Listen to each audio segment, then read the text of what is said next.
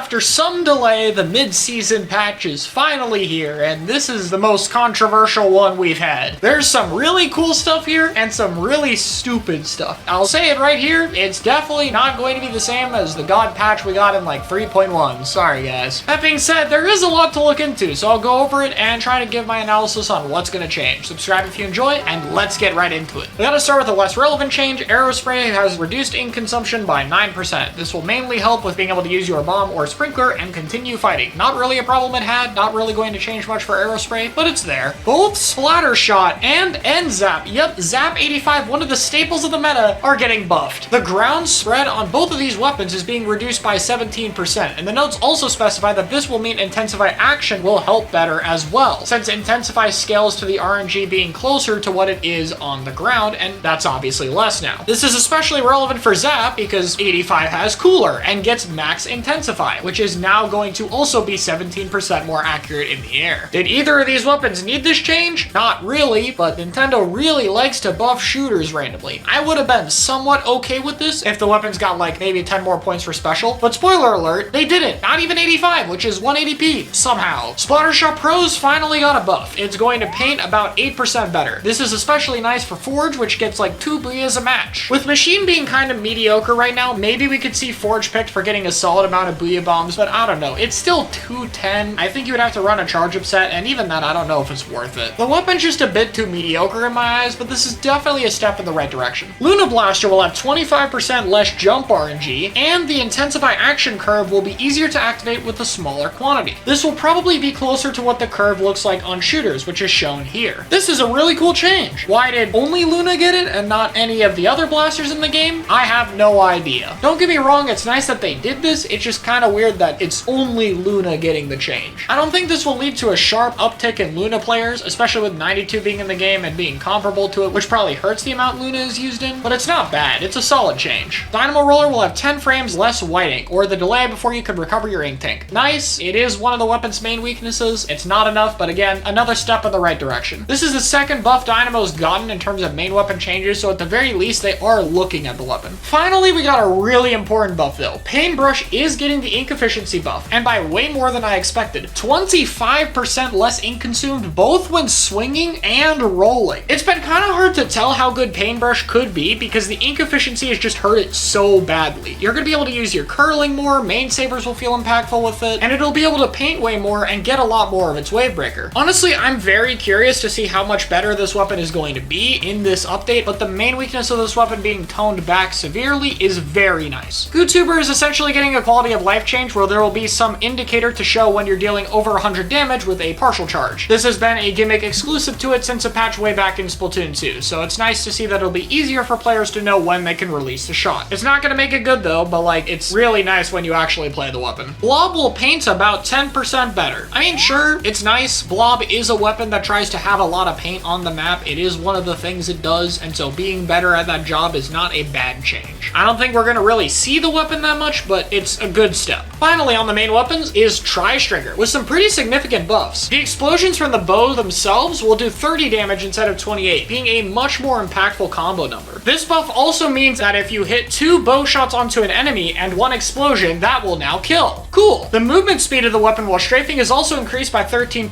definitely playing more into its mobility, and I think it's a solid change. Honestly, if Tri-Stringer's kit weren't so mediocre right now, I think this could be really interesting, and the main weapon is going to feel a lot better after this update. The explosions are a big part of the weapon, and I think that being a much more combo-heavy number is a really good change for the weapon, so I'm curious to see what happens. Onto the sub-weapons, Sprinkler is up first. Basically, Sprinkler has 3 different modes that it cycles between the longer it's out, with the first mode being where it paints the best, and really the only one where it paints well. This mode lasts 5 seconds currently and will last 8 seconds after the update. Very small buff, but we'll take it. Line Marker's doing another additional 5 damage. This is mostly notable because it helps switch Vertical Flick, as well as Jet Squelcher will now be able to 2-shot with it. The sub is still pretty bad, but I mean, at least it's getting some changes. It really needs that line itself to be able to do some damage before I think it's going to be that impactful, but at least it's something. On to the specials. First up is Trizuka, where the outside damage from the explosions will be increased from 40 to 60. Now, one of Trizuka's biggest problems is that it's very very inconsistent with the amount of value you get. Sometimes it just doesn't get a lot of kills. So making it so that the explosions can combo for a 2-shot will increase that reliability pretty significantly. This is really something where we have to see, but if it does help with that, I think Zuka will be a solid special, and weapons like Shot, especially after its buff, Squeezer, and Carbon Roller would be the big winners from it. That being said, we have to see, does this actually help the consistency? I'll also say that if it is good, that will probably help Cooler stay in the meta, as it's another special that will get kills decently reliably.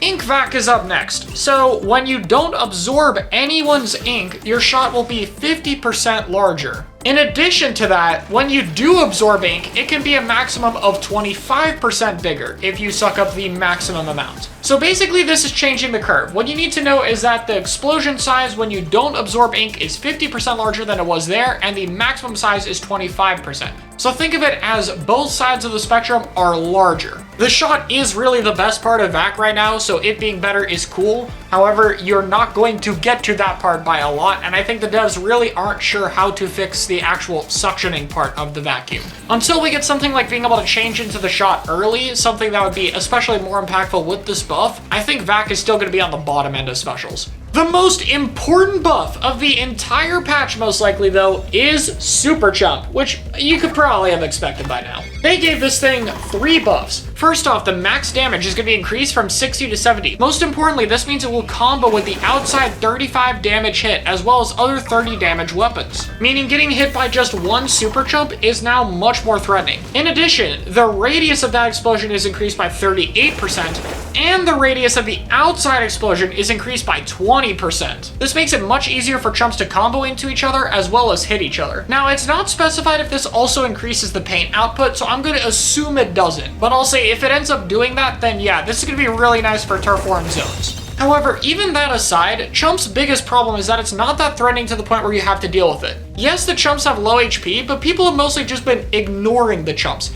If we suddenly have to start shooting 9 of these things down, that's going to be really nice. My one concern is that between the launch time and then them landing and waiting 4 seconds before exploding, the time until these buffs are going to be impactful is pretty long. You'll need to be able to keep the fight in the area the Super Chumps are in long enough to benefit from those explosions. If that is possible, then I think Chump will be a good entry tool, and that will be massive for NZOP 89 and Custom Dually Sculpture. 89 will definitely be more popular due to better painting, a cheaper special by 20 points, and a bomb, but I think it's nice regardless. If Chump is a good special, that will be a very good thing for the game, and this will be the best part of this patch. Finally, we did in fact get our Inkjet nerf. 15% smaller radius, which is nowhere near as much as the amount they buffed it by, but that's a good thing. 1.1 special power-up was pretty common before the patch, and I think running that or maybe 2 subs for more gear-dependent weapons is gonna be a must. We really have to see, is Jetpack still reliable enough to get good kills? My thought process is with the special power-up people are running, yes. I think Inkjet will still be a top 3 special. I think it will be fine. However, I think it's gonna feel a lot more fair, and it's going to be a lot easier to run other things besides ballpoint or just jetpack comps in general. I'm also very curious to see how this nerf affects Cooler, especially if the Trizuka buff isn't a lot either. We could see Cooler drop off as well, since it is really there to just get back in after Inkjet kills people. This is definitely one we're gonna have to see after testing, and it's gonna take a while. On to the points for special. 170p is in the game on Carbon and Clash. If they keep 170 to just terrible painting weapons, I guess it's okay, but I usually don't like it because it just makes things kind of special spammy and also doesn't really help much with the weapon's actual problems. And yeah, Carbon and Clash Neo aren't gonna see much increase in use. Like, this isn't gonna make it worth picking over Carbon Deco. I'm sorry, guys.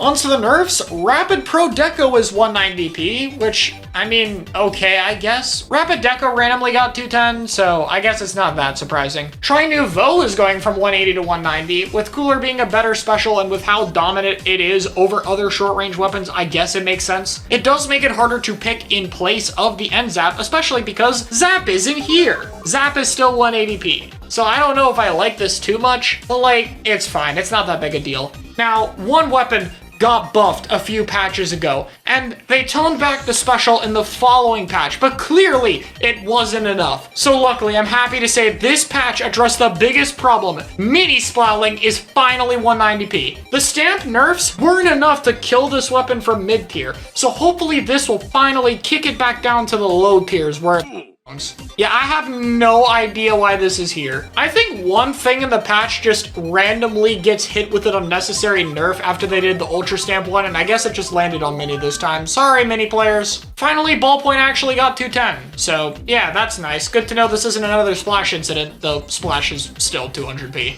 I already talked about on Twitter that I thought the patch output was really slow, and the buffs, with one singular exception, 3.1.0, have been really awful, and that while the meta was good, I don't think this was very intentionally crafted to be this way. This patch makes me feel very validated in that opinion. Don't get me wrong, some of the stuff like the Paintbrush buffs or the Super Chomp, Trizuka ones, all of those are pretty cool, but they're so minimal. This buff they did to Luda was also perfect for pretty much every other blaster out there. It could have been done to at least a few more. Forge could have also gone down to 200p. We could have just gotten a little bit more, and for how infrequent these patches are and how early into the game's life it is, it feels like they're really afraid to make some of the weaker weapons better. The patch goals say that they're trying to make some less popular weapons closer to popular weapons in performance, but like, I'm not seeing much here that makes me want to pick a less popular weapon, with few exceptions. I'm especially disappointed because you could argue, yeah, last patch just added a lot of new stuff so they didn't want to mess with things too much. But this is the mid-season patch. We're not adding any new content. This should be the time where balancing the game could be a lot more important and changes could be more drastic on the buff side. Yeah, the meta's good right now, but I don't think these changes are going to make it much better. I also just have to point out, man, like,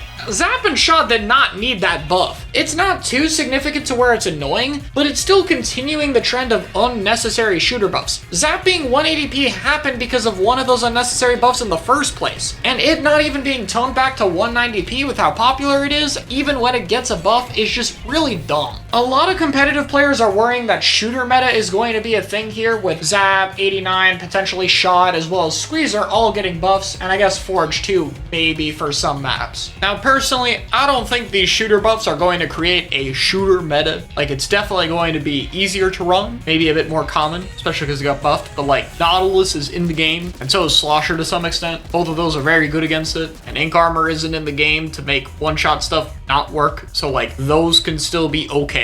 I just think Triple Shooter can get counterpicked, so I don't think it'll be that big a deal. Should they have happened? No. But even with the dumb changes aside, my biggest disappointment is more what they didn't do than anything they did. There just wasn't a whole lot of impactful and cool buffs to look forward to here. For those who made it this far, here's a chart showing pretty much every weapon that was changed and how serious I believe it is. Hopefully it can serve as a bit of a good summary. I can put this at the end of other patch videos if you guys want. With that all being said though, I think this patch is okay. I just wish they did a bit more, but I think it'll overall have a positive impact on the game. Let me know what you guys think, and I'll see y'all next time.